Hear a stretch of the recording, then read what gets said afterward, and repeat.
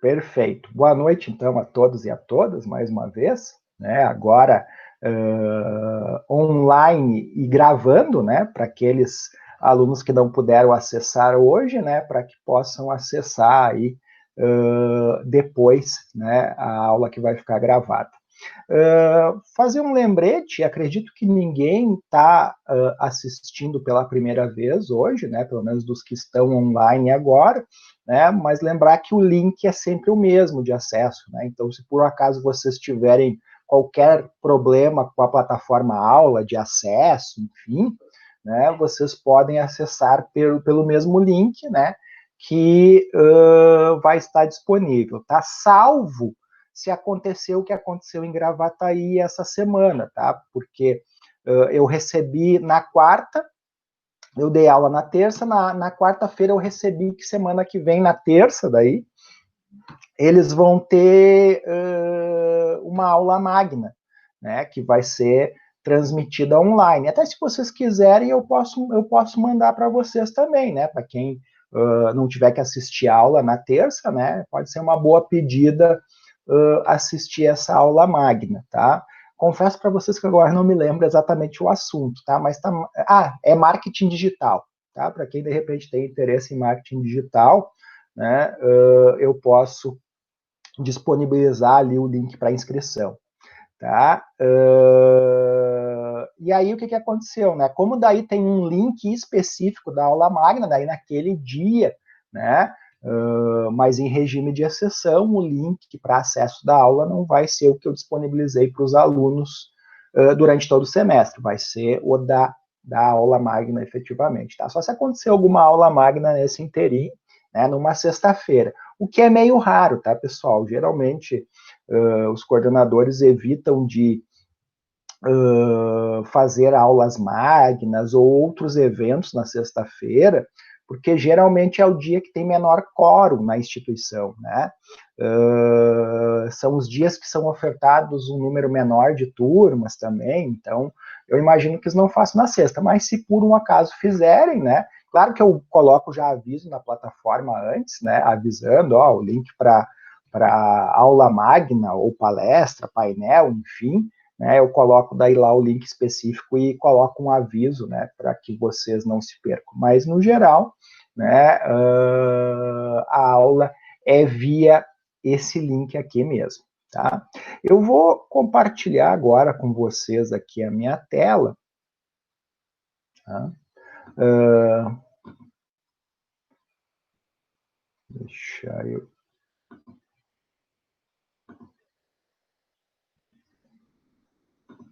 Deixa eu ver se já está aparecendo para vocês.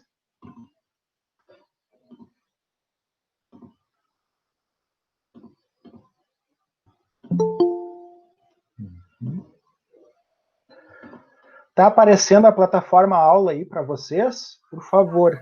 Alguém? Sim, está aparecendo. Perfeito, sim. Obrigado. Joia, obrigado. Tá? Pessoal, um comentário à parte, né? Tá saindo até meme, não sei se vocês já viram, sobre essa questão das pessoas, né? Normalmente quem está liderando a reunião, né? De perguntar se as pessoas estão enxergando a tela dele, né? A tela dele ou dela, né?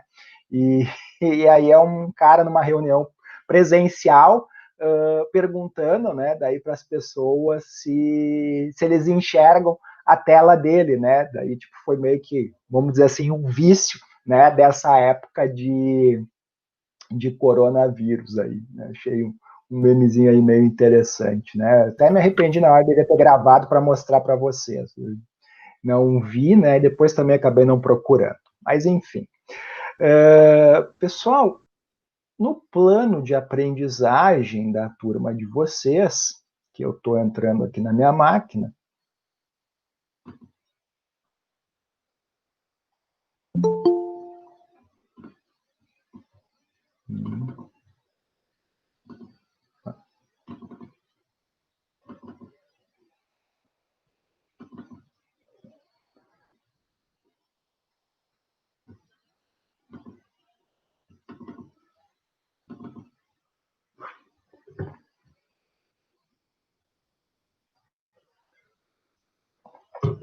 Deixa eu autorizar aqui um colega entrar aqui que apitou para mim, o Diego. Bueno. Então, pessoal, no plano de aprendizagem de vocês, né, está previsto para a aula de hoje que nós tenhamos, então, uma aula a respeito da escola descritiva da configuração do pensamento estratégico. Né? E após, né, como de praxe, como de costume, tem um trabalho discente efetivo, né, que vai se basear num estudo de caso, certo? Então, estamos alinhados aí com o plano de aprendizagem, né? Nem atrasados, nem adiantados, mas sim, né, no time aí da coisa. Bueno. Um lembrete, né, pessoal? Acho que todos estiveram presentes ou na primeira ou na segunda aula, né, dos que nos assistem hoje, mas se por um acaso alguém não esteve presente aí, né, nos 3 primeiros encontros, né, eu digo 3 primeiros porque nós tivemos uma semipresencial aí também no meio, né, vocês podem assistir, né, porque essas aulas estão sendo todas gravadas, né, então elas ficam aí disponíveis, né, e inclusive as atividades, né, que já foram encaminhadas até agora, né, todas elas estão abertas ainda, né, até o dia 31 de agosto, né, visto que, como eu falava para o pessoal antes, né, as matrículas e rematrículas na UBRA vão se estender até o dia 27 ou 28 de agosto, tá? Eu já botei uns dias a mais, porque tem o tempo do cara pagar o boleto, né, se é aluno pagante, e ter as 48 horas para confirmação da matrícula, né? Daí eu já joguei para o dia 31 para dar um tempinho a mais, né?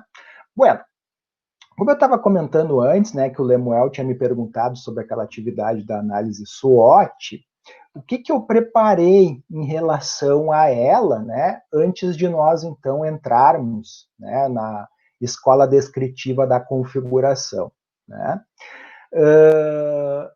Então, né, vocês receberam aquele texto, né, do barco, né, onde eu pedia para vocês elencarem possíveis forças, fraquezas, ameaças e oportunidades, tá?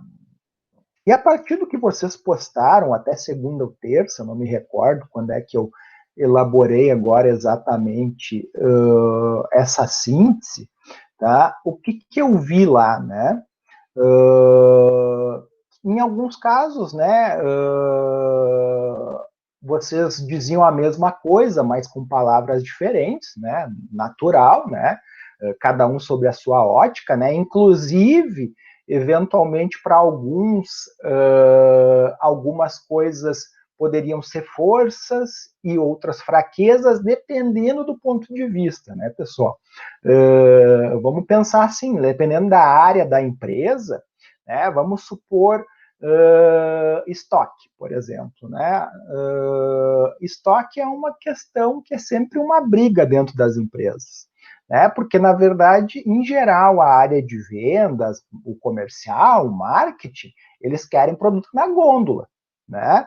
E já o financeiro e a produção querem, né, o mínimo de estoque possível, né? Justamente para não ficar com o dinheiro parado, né? E o marketing, por sua vez, não quer perder venda por falta de produto, né? Então, fica, vamos dizer assim, aquele cabo de guerra, né? Então, dependendo da ótica de quem está olhando, algo pode ser uma força, né?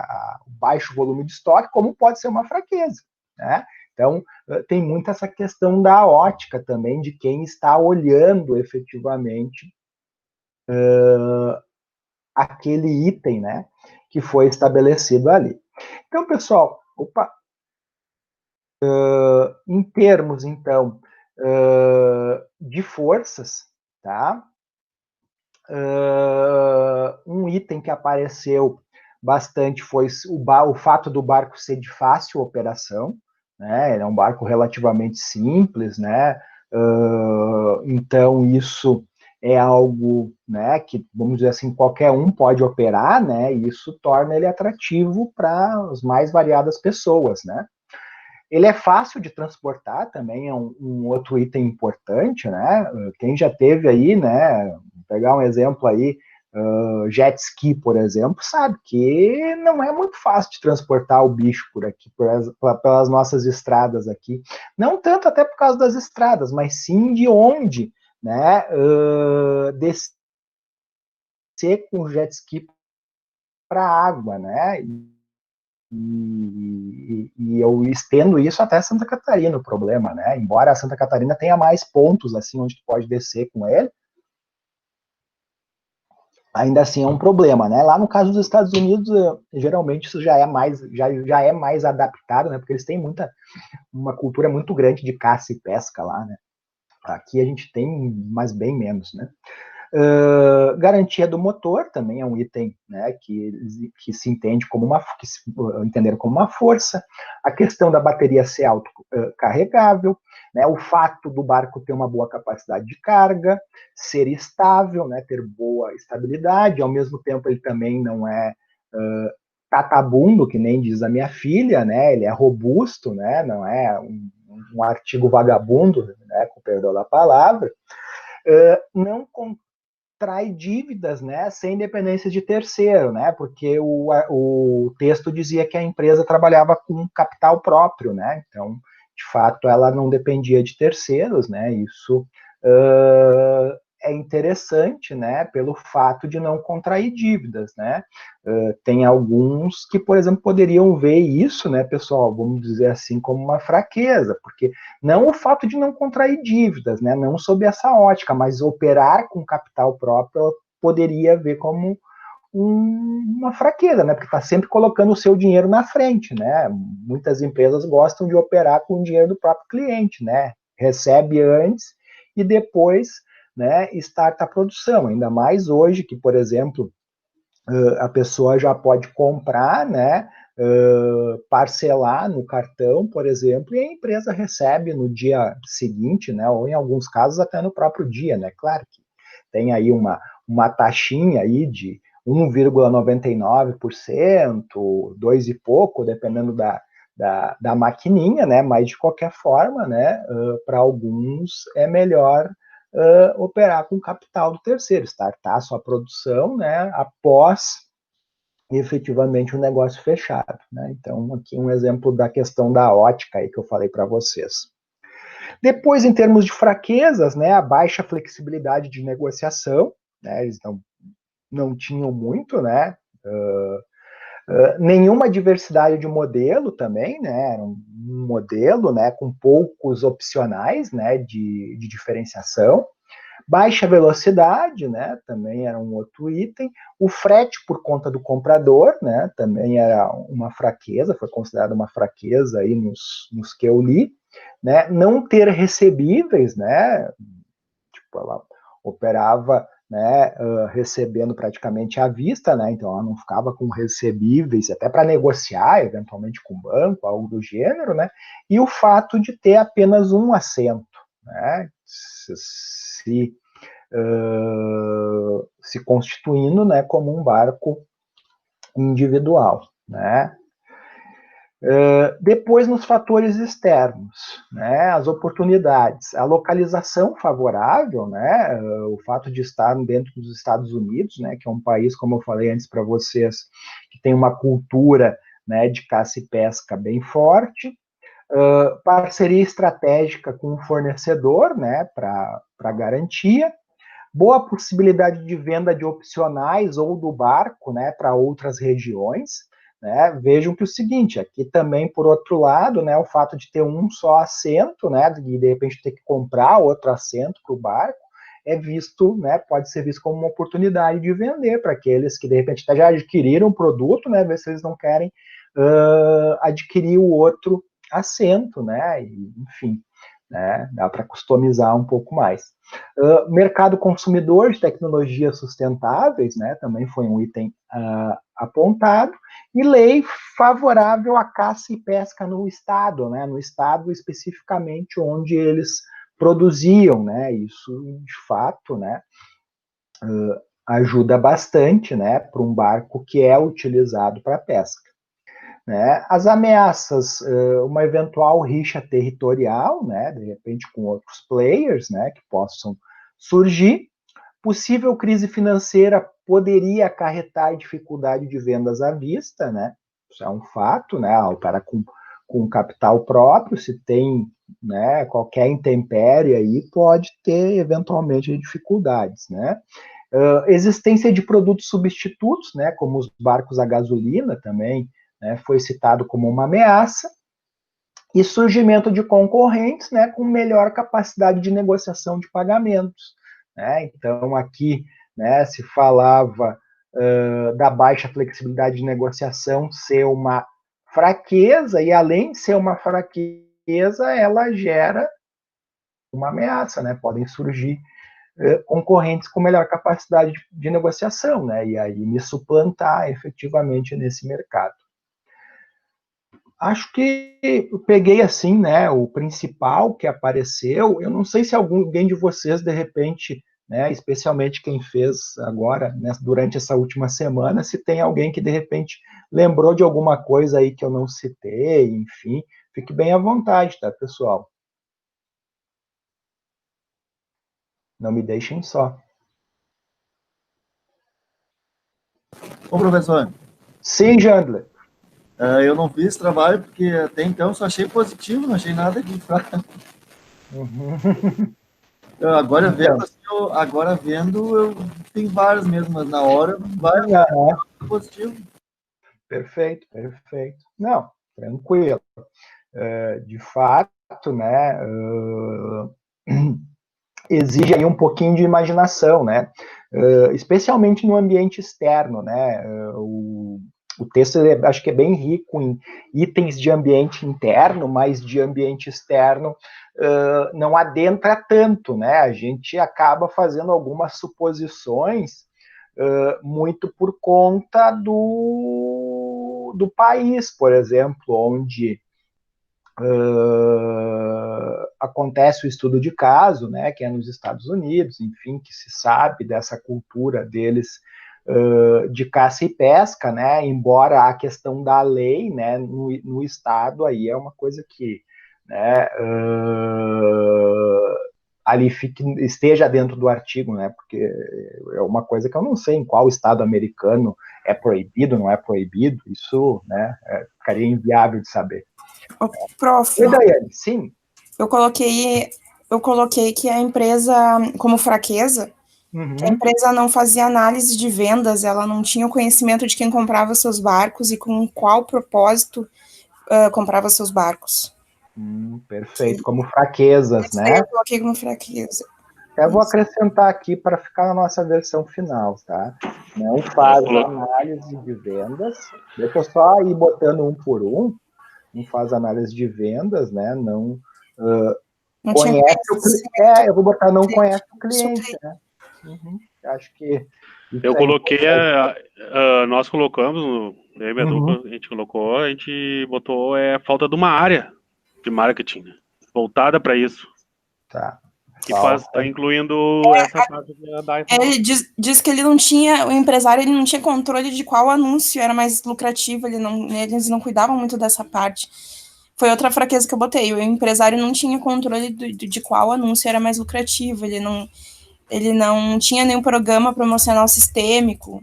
Isso daí também foi citado no texto. Perfeito. Não cuida da publicidade, promoção. Perfeito. Outro ponto que nós colocamos foi sem contrato, acordo formal com seus distribuidores. Ele não tinha nenhum acordo assim formal, que era um ponto fraco, na verdade. Eu botei como fraco ali. Perfeito. Porque ele não tinha, né? Acordo com eles, era tudo na boca a boca, assim, não tinha nada. No fio do bigode, como a gente diz aqui no Sul, né? Só que o fio do bigode, às vezes, pode ser quebrado, ser cortado, né? E aí, sim, não tinha nenhuma garantia, assim. Exato. Pega um pedido grande de um distribuidor e tu não tem um contrato, acontece um imprevisto no meio, tu tá ralado. Exato. Tem que entregar. Perfeito. Bem lembrado esse item aí, sim. Esses itens, na verdade, né? Algum mais, pessoal? Eu coloquei que a empresa, como uma oportunidade, a ausência de concorrência no território dela. Ausência de concorrência no território. Perfeito. Ausência de concorrência no território. Perfeito, Daiane. Alguém mais? Tem mais alguma, assim, que... Mudança de comportamento, a gente colocou também. Mudança de comportamento... Do consumidor, no caso. Tá. Isso como uma ameaça? Uma ameaça. Perfeito. Mudança de comportamento do consumidor. Sabe que isso que tu falou me lembra uma questão aqui que a gente pode falar um pouco. Tem livro... Oi, sim? Eu ia falar sobre uma crise que nem está acontecendo. Uma crise que nem está acontecendo pode acontecer também. Hoje a gente sabe que sim. Perfeito. Não, e coisas mais simples até, né? Vou te dar um exemplo, assim, que me veio na cabeça agora, que foi a questão da Ford, como a Ford perdeu a liderança do mercado mundial de automóveis para a General Motors. Tem um livro que explica bem isso, tá, pessoal? Mas eu vou ser bem honesto com vocês agora, não me lembro de cabeça, tá? Mas se vocês me cobrarem em algum outro momento, eu consigo pesquisar e identificar o nome do livro para passar para vocês, tá? Mas ele conta a história de como a General Motors superou a Ford, e foi justamente com base nesse aspecto aqui, da mudança de comportamento do consumidor. O que aconteceu? A Ford, como vocês todos sabem, lá da evolução do pensamento administrativo 1, ou até, né, de outras fontes, vocês sabem que ela foi, né, a carro-chefe da produção em massa de automóveis, né, com o Ford T. Devem se recordar disso, né? Com certeza, professor. Perfeito. Sim. E o que acontece, né? O Ford, vamos dizer assim, ele deitou, né, eternamente em berço esplêndido, como se diz como diz o nosso hino, né? Por quê? Porque ele não se deu conta que, passada aquela necessidade atendida, começariam a ser gerados desejos nas pessoas, né? Que tipo de desejo? Por um carro diferente do Ford T, né? Vamos pensar que as pessoas, né? Talvez, infelizmente, mas enfim, a sociedade é assim, ela é dividida em classes sociais, né? Tanto no Brasil, quanto nos Estados Unidos, quanto na Índia, que aí tem castas, né? Que é uma outra conversa, né? Mas, enfim, se eu tenho um poder aquisitivo melhor, né? Talvez eu não me contentasse só com o Ford T, eu queria ter um outro automóvel, né? E aí, o que a General Motors ela fez? Ela percebeu, né? Que existia já esse desejo nos consumidores e começou a flexibilizar o seu processo produtivo, fazendo carros de cores variadas, né? Não era aquela rigidez, né? Que se tu quisesse ter um Ford tinha que ser preto, né? Que era o carro que era comercializado para, né, para padronizar esse processo de pintura, né? Também começou a diversificar com outros modelos de automóvel, né? E aí aí, claro, a Ford depois tentou correr atrás do tempo, mas já era tarde, né? Sinônimo de inovação era a General Motors, né? Que se baseou nessa mudança de comportamento do consumidor, né? E aí, né? Vamos pensar. Outro aspecto aqui de mudança de comportamento do consumidor foi a transição de câmera digital para câmera do celular, né? Eu recordo que até um pouco tempo atrás, né, o pessoal sempre corria atrás, né? Claro, com exceção dos profissionais, né? Mas em geral o pessoal corria atrás das câmeras digitais da Sony, por exemplo, né? Era o auge, né? Das câmeras digitais. Com o passar do tempo, os celulares começaram a melhorar as suas câmeras, né? E as pessoas mudaram o seu comportamento, elas já não compravam, não se davam o trabalho de comprar uma câmera, né? Então compravam um celular com a melhor câmera disponível para celular, se eu tinha intenção de bater foto, né? Claro, quem compra, quem tira foto profissional ainda trabalha com câmera, né? Mas quem tira foto selfie, né? Como a maioria de nós aí no dia a dia, vai se preocupar com a câmera do celular, não vai comprar um celular e mais uma câmera digital. Isso é uma mudança de comportamento, né? E tem várias outras aí, né, que vocês talvez devam lembrar, né? Mas, enfim, né? Não sei se alguém lembra de algum outro caso, de alguma mudança de comportamento dos consumidores, assim. Um outro exemplo, tá? Já que ninguém falou, né? Daí eu vou falando.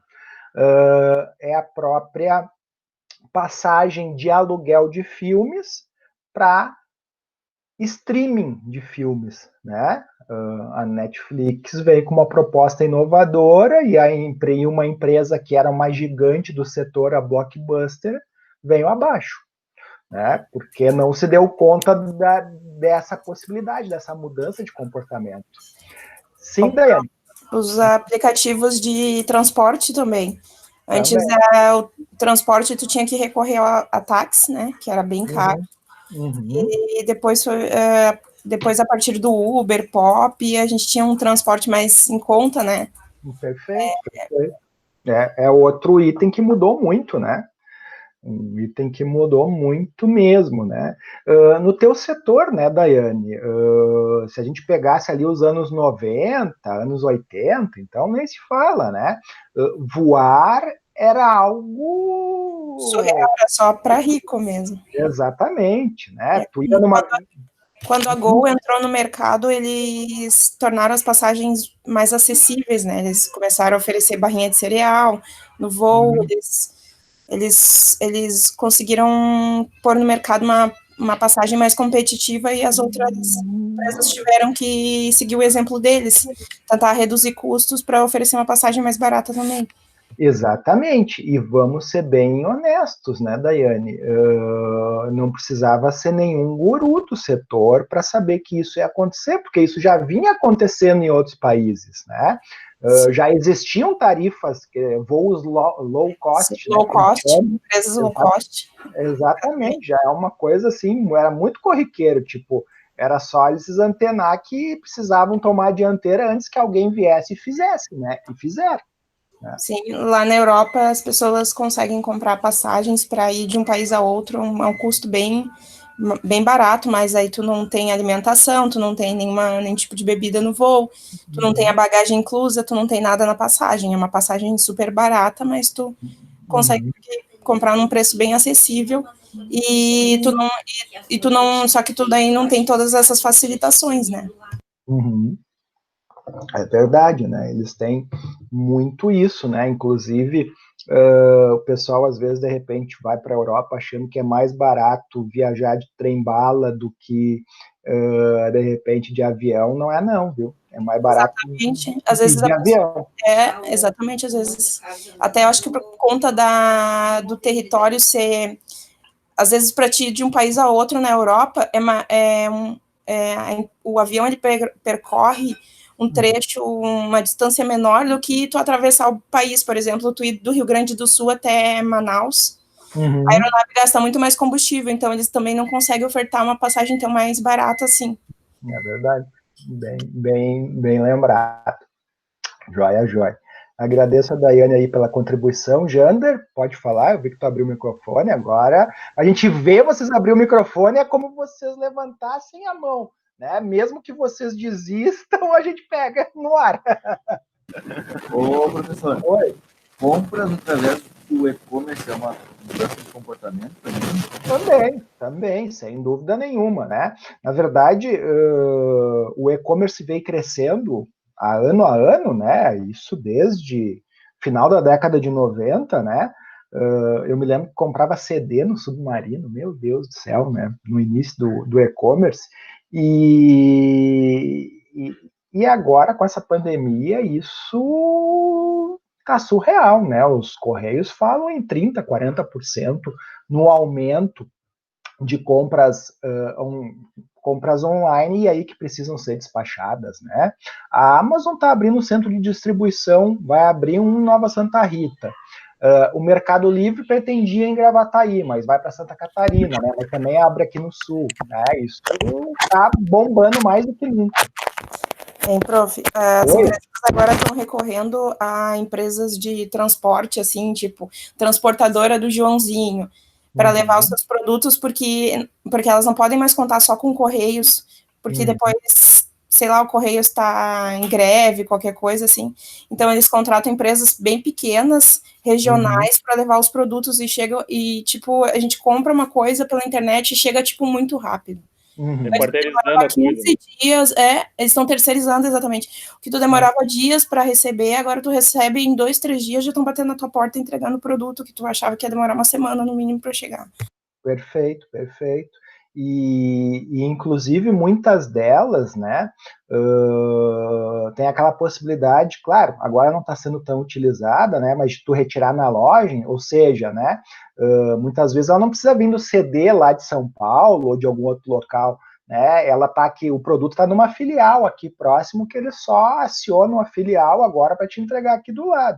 E fora as transportadoras menores, como tu falas, né, que fazem o transporte de carga fracionada de São Paulo, por exemplo, né, e aqui, né, repassa as entregas para empresas, né, terceirizadas. Dedicado, né? Exatamente, transporte dedicado e com custo baixo também, né?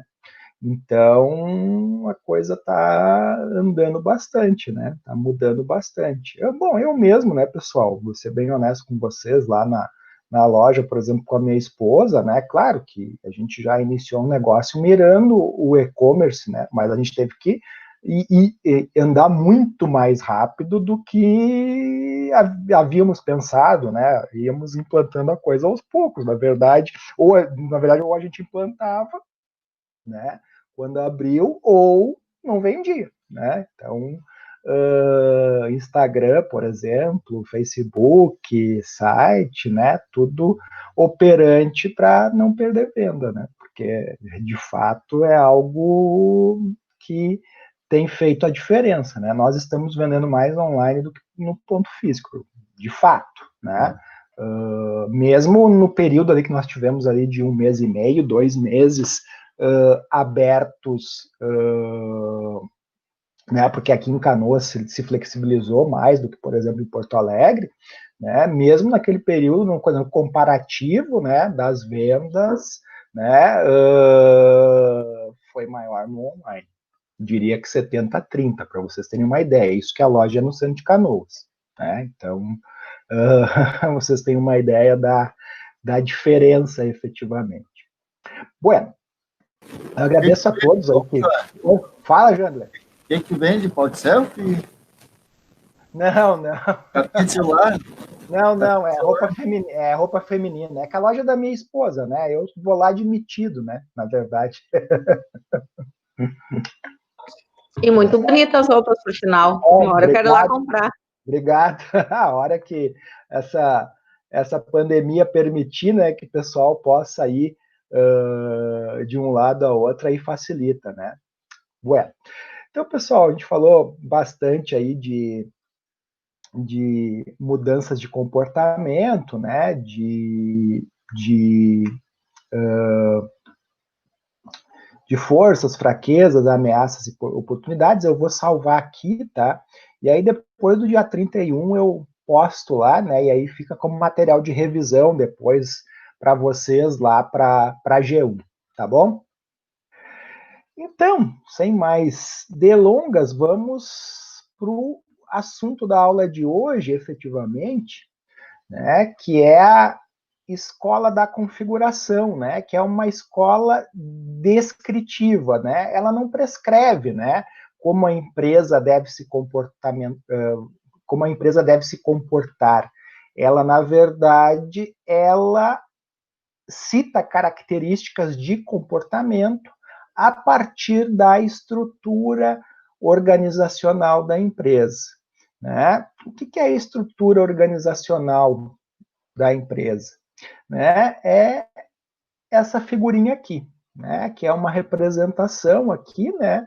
Das pessoas, né? Nos seus cargos e funções dentro da organização, né? Bem naquele formato mais conhecido por todos, né, que é o formato piramidal, onde eu vou ter o nível estratégico, né, no topo da pirâmide, o nível tático, né, aqui no nível intermediário, e na base o nível operacional, né? Então, a escola da configuração está muito ligada ao organograma, mas não somente a ele, tá? Vocês vão entender isso um pouquinho melhor.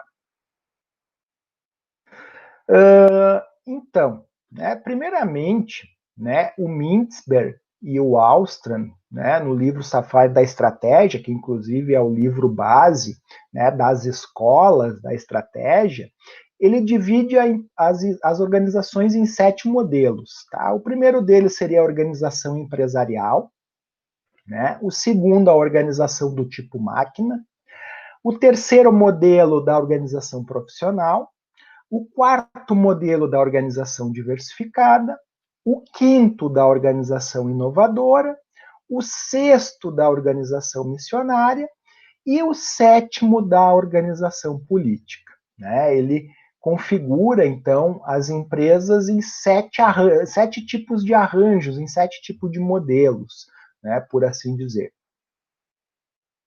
Tá? Já o Peirce e o Robson, né, em tempos anteriores, né, 1985, eles classificam as estruturas organizacionais existentes em 5 tipos, né, conforme os organogramas aqui abaixo. Tá? Tem o simples, né, o funcional, a estrutura divisional, a estrutura do tipo unidade estratégica de negócios, do tipo matricial, e também tem um outro modelo que eles não chegam a referenciar, né, mas que vocês em outras bibliografias poderão ver, que é o radial, né, que seria num formato de rede, né, o organograma. Depois eu tenho uma figura ali que representa bem esse modelo. Tá? Então, assim, pessoal, nós temos modelos de organização, né, e temos as estruturas organizacionais, né? A estrutura é muito relacionada ao organograma. O modelo também está relacionado ao organograma, mas muito mais ao comportamento da empresa. Tá? Por que isso? Né? Porque para o Mintzberg, nessa escola da configuração, a estratégia é vista como um processo de transformação. Tá? Aí você me pergunta, como assim transformação? Pelo seguinte, se eu quero transformar uma organização, uma empresa, ela teria então que saltar de uma configuração para outra, né? Por exemplo, eu tenho uma organização do tipo máquina, né, que é oriunda lá da Revolução Industrial. Se eu quero ser inovador, eu tenho que pensar em me organizar como uma empresa inovadora. E aí, para que isso aconteça, eu vou ter que repensar a minha estrutura, né? Uma estrutura muito hierarquizada, muito piramidal, né? Com unidade de comando, né? Eu só me reporto a uma única chefia, né? Acaba meio que deixando inviável da empresa ser inovadora. Né? Se vocês tiverem um tempinho, tem um filme que eu recomendo vocês assistirem, que é o Piratas do Vale do Silício. Talvez eu já tenha citado esse filme para vocês em alguma outra aula, enfim. Mas ele traz justamente o exemplo da IBM e da Apple. Né? A Apple era uma organização nova, jovem, né? E a coisa acontecia dentro dela naturalmente. Já dentro da IBM, que era uma empresa gigantesca na época, porque produzia mainframes, né, o processo era muito mais lento. Até uma ideia ser mostrada para a diretoria aprovar, isso levava muito tempo, né? Porque, vamos dizer assim, para sair do nível operacional, ir para o tático e depois ir para o estratégico, né? Levava meses aí, por exemplo, para agendar uma reunião, né? Enquanto que numa organização de menor porte, né? Dentro de um arranjo de organização inovadora, isso era muito mais fácil, né? Então, vou dar um exemplo para vocês, né? Uma forma de uma empresa máquina, né, se tornar uma organização inovadora, de repente é dividir os seus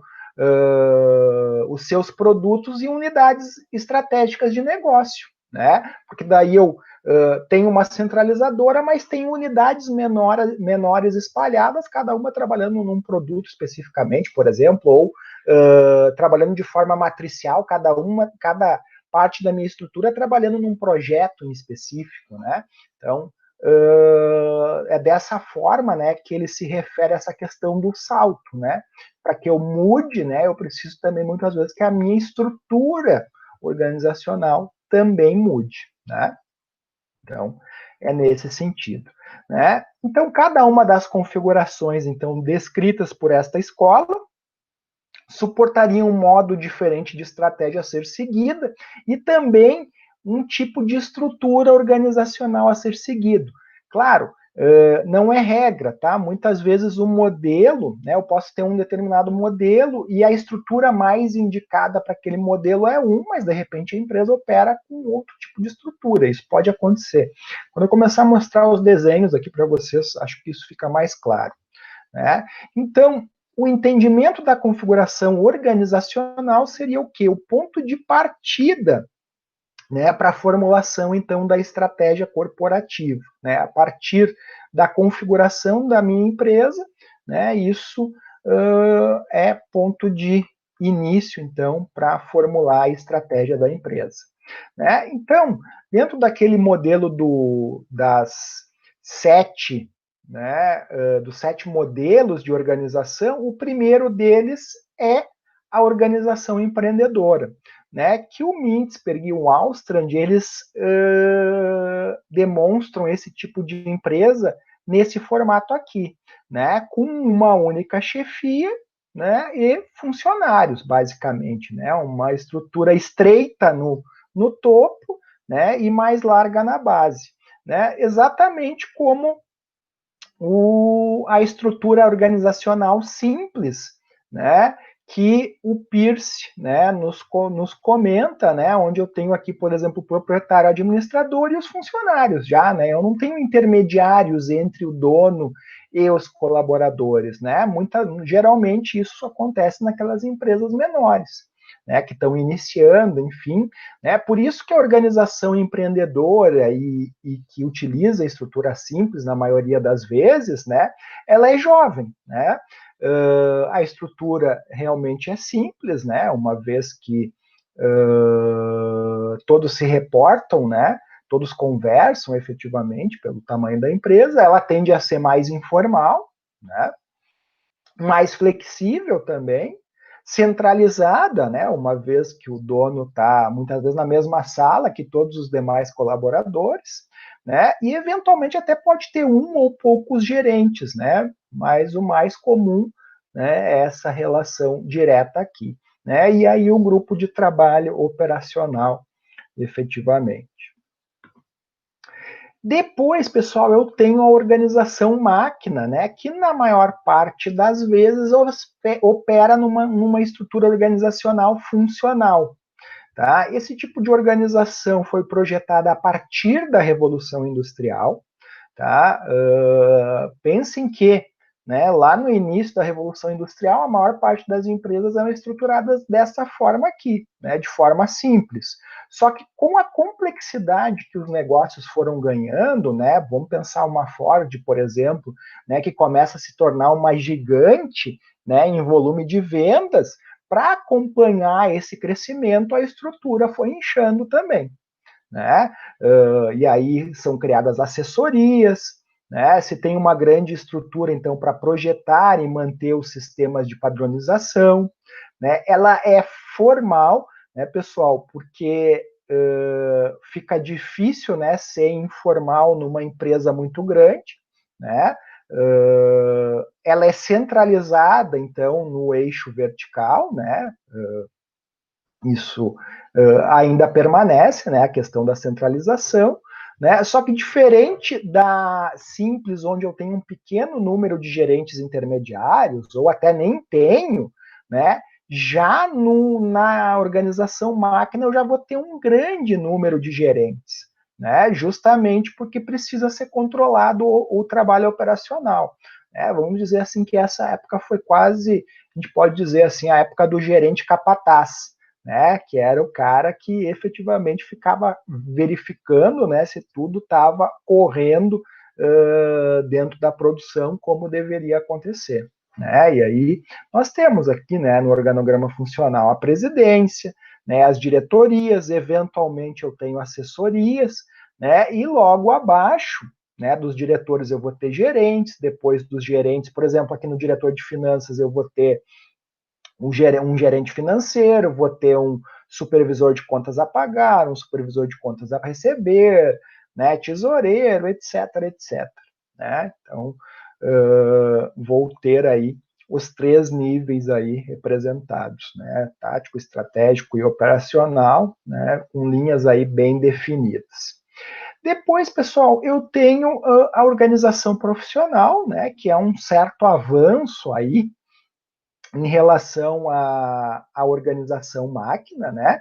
Embora a estrutura seja a mesma, tá? Ela permanece, na maior parte das vezes, com uma estrutura funcional, né? Só que há uma descentralização, né, na horizontal, né? A gente começa a ter maior descentralização, né? O poder, né, de decisão não está somente aqui no meio da estrutura, por assim dizer. Né? Trabalhos em geral ainda são independentes, né? Também tem assessorias, né? Como na outra estrutura, né? Mas a grande diferença da profissional para a funcional é a questão da baixa supervisão e controle da gerência, pois elas exercitam o automonitoramento. Tá? Isso aqui tem muita ligação com a administração participativa oriunda do Japão, né, onde, a partir, por exemplo, da filosofia do Kaizen, do ciclo PDCA, né, nós temos aí as pessoas exercitando um automonitoramento. Né? Nós temos aí já indicadores de desempenho, enfim, né, que subsidiam, né, que as próprias pessoas, né, possam monitorar o seu trabalho, né? Elas já têm maior compreensão pelo que elas estão sendo avaliadas, né? E conseguem, então, exercer esse automonitoramento. Depois, nós temos a organização diversificada, né? Que aí pode trabalhar com uma estrutura divisional ou uma estrutura de unidades estratégicas de negócios, né? Geralmente para aqueles negócios que ganham maior complexidade, né, ou uma complexidade maior ainda, por assim dizer, né, se começa a pensar, né, justamente em como combater os pequenos que vão chegando e daqui a pouco vão se apropriando do mercado. Né? Então, o que eles pensaram aqui? Né? Em criar, então, um conjunto de unidades relativamente independentes. Né? Embora você tenha, né, uma mantenedora ou, né, um grupo controlador, né, você tem divisões diferentes. Então, por exemplo, eu tenho aqui a presidência, o gerente da divisão 1, o gerente da divisão 2. Vamos pensar numa empresa aí como a Colgate-Palmolive, né, essa divisão 1 aqui pode ser responsável por shampoos e sabonetes, por exemplo, né? E a perfumaria, enfim, né? E o gerente da divisão 2 pode ser da pasta de dente, né? Que é vamos dizer assim, a base, né, do que a Colgate fazia até então, né? E a Palmolive era mais nessa linha aqui de sabonetes, shampoos, enfim. Né? Então aqui a divisão uma relacionada à higiene bucal e a outra, né, relacionada shampoos, sabonetes, perfumaria, enfim. Né? Então, aqui exemplo de 2 divisões. Né? Já na unidade estratégica de negócios, aí eu tenho o presidente e eu tenho as diferentes unidades. Né? Eu posso pegar até aqui como exemplo a própria universidade, né? Onde tem a presidência da Associação Educacional Luterana do Brasil, né? E aí eu tenho os diretores das diferentes unidades da UBRA, da unidade Porto Alegre, da unidade Canoas, da unidade Gravataí, Carazinho, Torres, etc, etc. Né? Então, eu tenho a divisão nas diferentes unidades, né? E tenho uma mantenedora, um grupo controlador aí. Né? Cada divisão possui sua própria estrutura, né? Em geral por produto. Né? Então, especialmente aqui nos gerentes de divisão, né? Então eu tenho família de produtos que esse gerente de divisão 1 cuida e que o 2 cuida, né? Que podem eventualmente compartilhar um espaço, como podem ser em locais completamente diferentes, né? São sujeitas ao controle apenas da sede central, né? Geralmente, né, quando se trabalha com unidades estratégicas de negócio, né, o recomendado é que cada uma delas tenha o seu caixa próprio, né, não seja um caixa único, por exemplo, como o do governo do estado, né, onde, inclusive, se facilita, né, a visualização de qual empresas do grupo estão dando mais lucro e quais que eventualmente não estão. Né? Óbvio que dá para fazer isso com caixa único, dá, né? Com um bom controle de custos, né? De centro de custos e tal, dá para fazer, mas, né? Tende a ser um pouquinho mais complicado, mais complexo, né?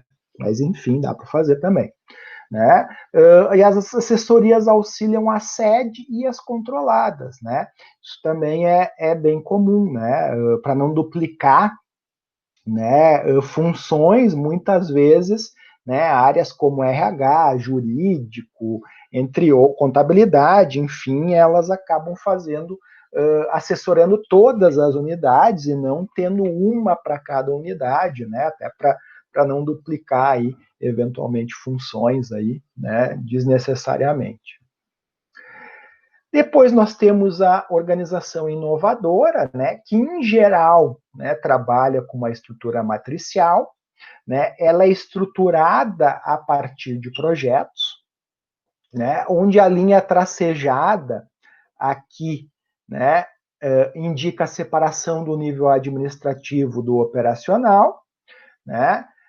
Projetos interdependentes não deixam clara a divisão hierárquica, né? Eu posso ter um projeto que dependa um do outro, né? Ela é desburocratizada, afinal, para inovar é necessária a desburocratização. Então, vejam aqui, eu tenho gerente de projeto 1, gerente de projeto 2, né? E tenho as diferentes diretorias, né? De marketing, de produção, de pesquisa e desenvolvimento, de finanças. Então, normalmente, esse gerente aqui e a sua equipe, né, aqui não se trabalha com unidade de comando, né, o gerente de projeto, ele conversa com o marketing, né, com a produção, com a pesquisa e desenvolvimento, com a área de finanças, né, para que o seu projeto, né, se adeque, tanto em questão de custo, né, tanto quanto em questão de valor de venda, enfim, né? Isso é bem comum nas empresas de software, né? Normalmente software de aplicativos, né? Nas construtoras também, né? Onde cada empreendimento normalmente é um projeto, né? Então elas tendem a operar dessa forma, né? As empresas de TI é muito difícil a estrutura que não seja matricial, né, pelo próprio perfil de inovação que elas têm. Né, comitês permanentes, né, forças-tarefas para coordenar os trabalhos das diferentes especialidades. Né, pessoal, isso aqui também é algo importante, né, porque muitas vezes, vamos pensar assim, ó, os líderes muitas vezes são situacionais. O que eu quero dizer com isso? Por exemplo, nas empresas de software existem diferentes linguagens de programação, tá? Então, muitas vezes eu tenho especialistas nas mais variadas delas. né? Se eu tenho um projeto que é voltado, por exemplo, para banco de dados da Oracle, eu vou ter como líder daquele projeto o cara que manja disso, né? Agora, se o meu projeto está relacionado a um ERP, né? Vamos pegar aí a linguagem Java, né? JavaScript, o cara que vai, né, conduzir aquele projeto é o cara especialista nesse assunto, né? Então, para vocês terem uma ideia de que normalmente se formam comitês, né, grupos, equipes de trabalho, onde o líder muitas vezes pode variar conforme o projeto da empresa, né, os projetos que a empresa recebeu, né? Depois aqui, pessoal, organização missionária. Tá? A organização missionária, basicamente, ela pode ter diferentes formas de se estruturar, né, organizacionalmente. Mas o que elas têm muito mais em comum a questão do comportamento em si. Tá? São regidas por ideologia, né, por uma cultura organizacional forte, né, baseada lá nos valores e nas crenças. Tá? Isso porque, por exemplo, ela é muito comum nas cooperativas, né? Aqui no Rio Grande do Sul, por exemplo, a gente tem um sistema cooperativado bem forte, né? A partir do Siscob, né? Do sistema cooperativado, né? Enfim, temos banco, que é uma cooperativa, temos várias cooperativas agrícolas, seja de soja, dos diferentes tipos de grão, né?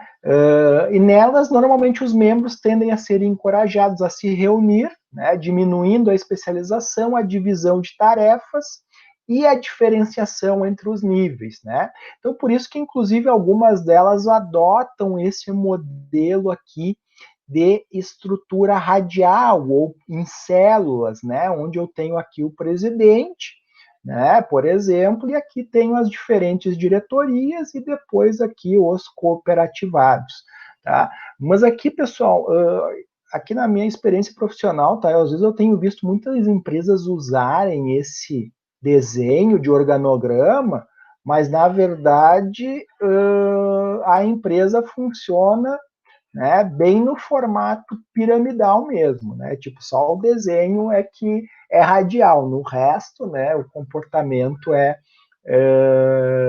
de organização missionária, né? E até por isso, né, pessoal, eu comento com vocês que a questão, né, da empresa, né, por exemplo, ser missionária, né, e ter um tipo de estrutura fixa, né, não é regra, né? Eventualmente ela pode adotar outro tipo de estrutura, ou uma empresa que é, vamos dizer assim, lá exatamente do tipo máquina, né, mas botou o organograma radial, né, a estrutura no formato radial.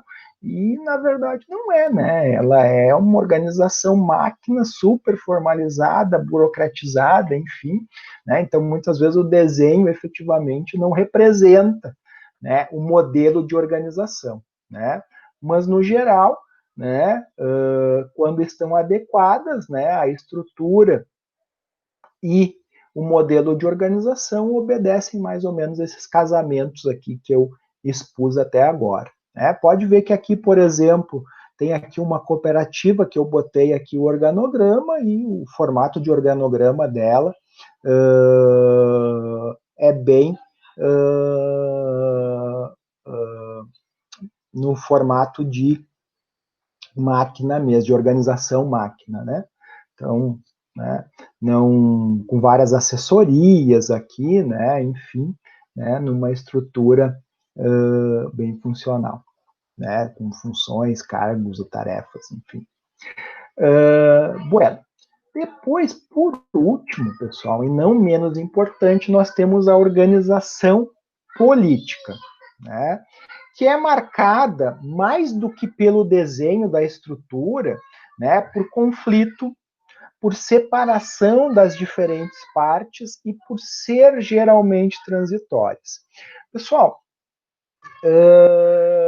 obviamente, né, que o maior número de organizações do tipo político estão na esfera pública, né? Mas não é regra, tá? Vou dar exemplo para vocês as universidades aqui no Rio Grande do Sul, Santa Catarina e Paraná, né? Boa parte delas são comunitárias, né? E nessas instituições comunitárias se tem eleição para reitor, se tem eleição para pró-reitores, não, porque geralmente são indicações da própria reitoria. Mas, por exemplo, os coordenadores de curso também são eleitos pelos seus pares professores, né? Então, elas têm um sistema efetivamente político, né? E aí, pessoal, eu mesmo presenciei, né? Fiz estágio no século passado na Secretaria da Fazenda, por exemplo, e naquela época um determinado grupo político estava no poder, né? Estava governando o Estado. Todos os colaboradores da Secretaria da Fazenda identificados com o governo trabalhavam, e trabalhavam bastante. Em compensação, todos os trabalhadores que eram simpáticos a outro partido de oposição eram escanteados, né? Não faziam nada, só iam lá para bater ponto, né? E de fato, pessoal, infelizmente, né? Às vezes a gente talvez até seja um pouco injusto com a classe, entre aspas, porque não é que eles não queriam trabalhar, eles eram, né, escanteados efetivamente, né?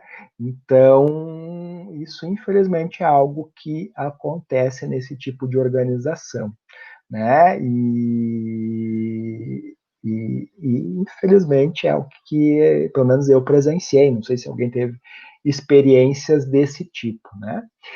E aqui, pessoal, eu trago para vocês um exemplo aí de uma organização política, o próprio organograma do Poder Judiciário brasileiro, né? Se vocês conseguem visualizar aí na tela de vocês, né? Olhem, né? Nós temos diferentes tipos de justiça, né? A comum e a especializada, né? Onde na justiça comum nós temos a justiça estadual e a federal, né? Enquanto na especializada temos a do trabalho, a eleitoral e a militar, certo? E temos as diferentes instâncias, né? Então, por exemplo, na justiça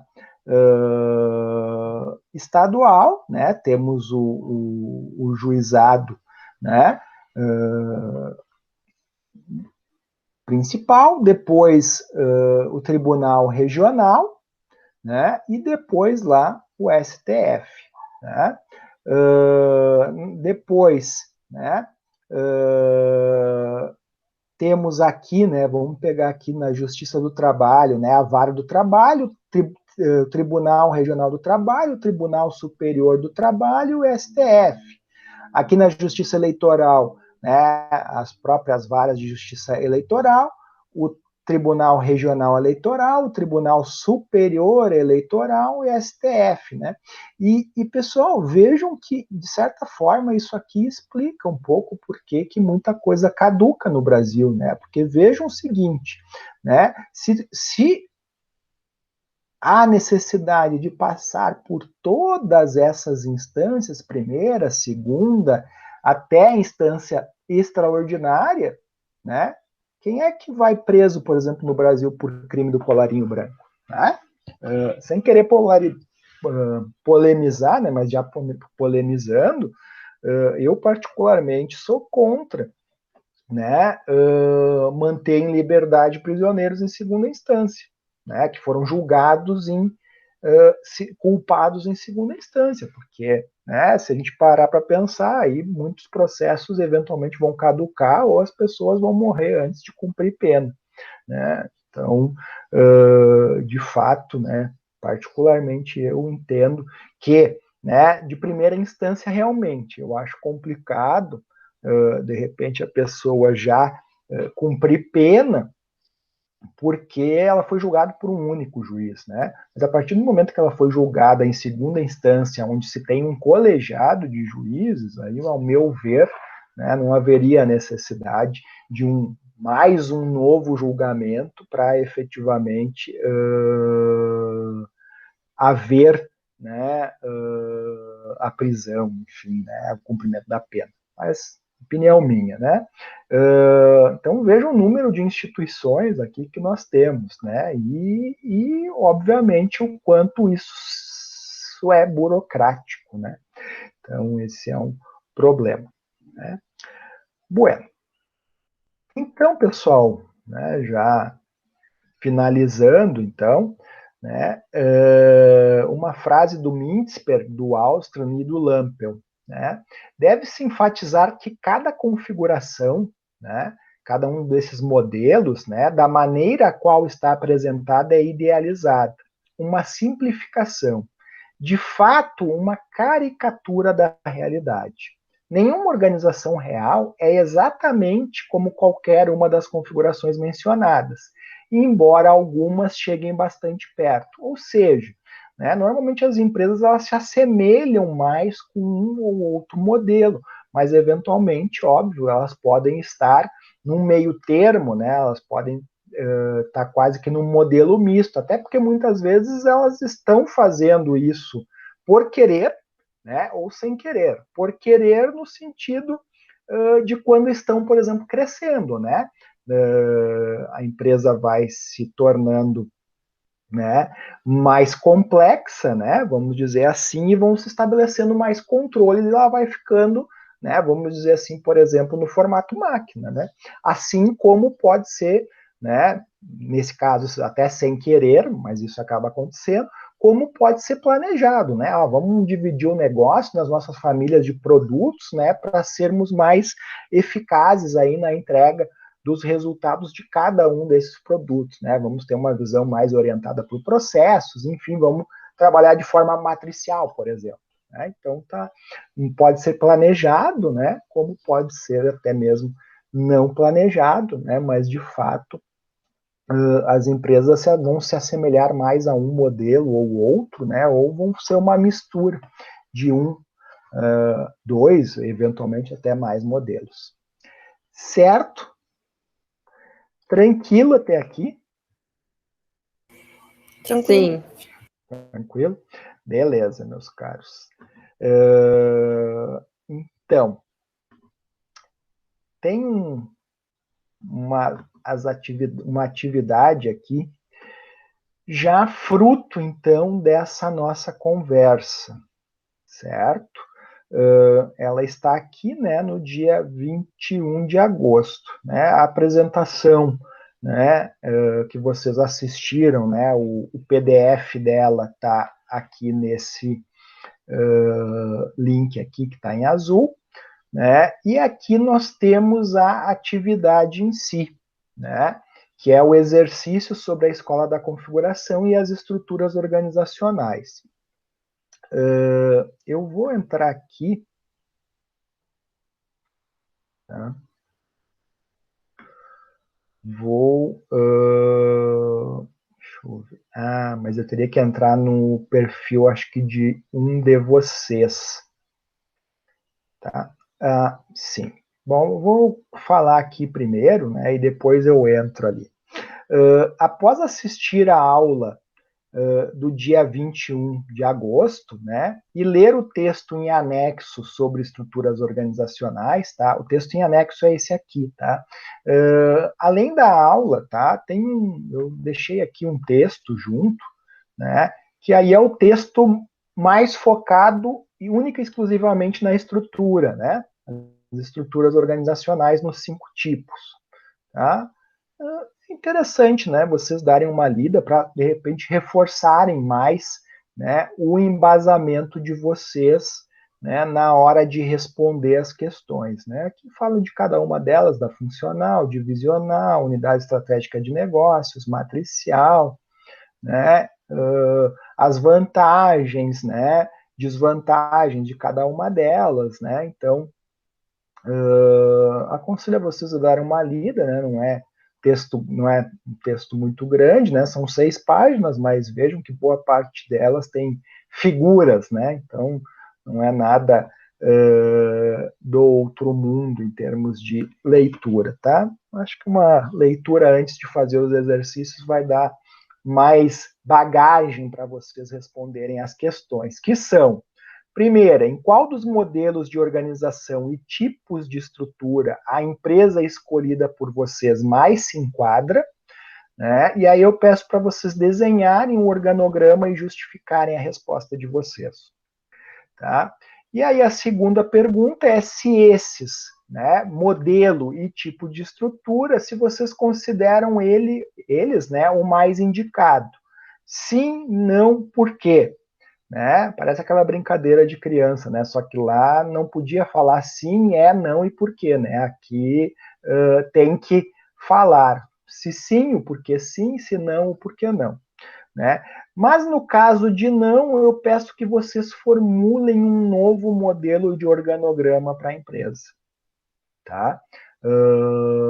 Se sim, né? Vocês digam, né? Só deem um embasamento do porquê que vocês entendem que é o mais indicado realmente para ela, tá? Essa atividade, pessoal, tá? Vocês podem fazê-la individual, em dupla ou em trio, tá?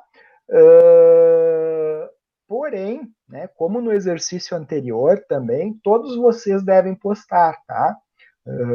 A resposta do grupo, tá? Eu peço isso porque para constar depois no relatório de presença, todos têm que ter entregue, tá? Senão eu não consigo depois lançar a presença, tá? Então, mas vocês podem fazer em grupos, né? Mas cada um entrega o mesmo arquivo, né? Pode colocar lá no arquivo, por exemplo, Daiane, Jandler e Lemuel, por exemplo. Né? Podem, os 3 colocam no mesmo arquivo, mas cada um posta, né? Mesmo que, né, seja um pouquinho trabalhoso, cada um postar o mesmo arquivo, né? Parece meio desnecessário, mas para o sistema lusitano aqui, né? Pelo menos nesse quesito, né? Acho que a plataforma aula tem bastante mérito em muitas coisas, mas nessa questão aqui, né, poderia ter o aluno marcar e tipo um check-in box, está entregando para si e para os outros colegas também e já gerar lá no relatório como atividade feita pelo aluno, né? Mas enfim, né, enquanto essa melhoria não chega, nós temos que fazer dessa forma, tá? Vocês podem fazer individual, se preferirem, em dupla ou em trio, né? E aí entregar a tarefa em si, tá? Eventual alguma dúvida, pessoal? Aparentemente tranquilo. Só uma dúvida ali, professora. Um granograma, tipo assim, só um tipo de organização, né? Porque depois o senhor botou esse, na segunda pergunta o senhor botou esses, e como se fosse mais de um. Não, é que é assim, ó. Repare que eu falo em modelo de organização e falo em estrutura organizacional, tá? O modelo de organização são aqueles 7 tipos que estão ali listados, e o tipo de estrutura são 5, tá? No segundo e no terceiro slide são citados o que é um e o que é outro, tá? E aí depois eu digo, esse modelo de organização, né, em geral, a estrutura deles é dessa forma, tá? E é esse casamento que é feito ali, entendeu? Então, você tem que dizer a qual modelo de organização e que tipo de estrutura a empresa de vocês pertence, porque pode acontecer, inclusive, do modelo de organização de vocês ser um, mas a estrutura ser diferente da convencional, né? Ou seja, da convencional para aquele modelo de organização. Tá bom? Ó, temos ali com o Juarez ali, tá muito em cima da tela, não consigo ver. A menina? A Livinha é terrorista, professor. Eu sei bem como é que é, né? Eu tenho uma Menina, diziam pra mim, menina é mais calminha. Tá bom. Me disseram. Eu caí nessa também. Tipo, leva pra casa então, né? Exatamente. Não, é engraçado que na casa dos outros é um amor, né? Aí chega com os pais, meu Deus do céu, né? É aquela coisa. Mas tudo bem, faz parte. Alguma outra questão, dúvida, pessoal? Tranquilo? Ô, professor. Sim, Jandler. Eu ia perguntar por que o Leonardo não falou de futebol essa semana, mas ele já saiu, já. Ele não quis deixar a brecha, viu? Eu só tenho uma coisa a dizer, né? Segue o líder. Apesar que ontem o Vasco fez 3 gols, né? Na verdade, a gente ficou de vice, né? Mas tudo bem. Mas vamos lá, né? Bola para frente. Então, meus caros, se não temos dúvidas, por hoje é só. Né? Libero, então, vocês aí para fazer a atividade agora ou a posteriori. Boa noite, professor. Boa noite, então. Abraço a todos. Boa noite, professor. Boa noite, turma. Tudo de bom? Boa sexta. Boa noite, gurizada.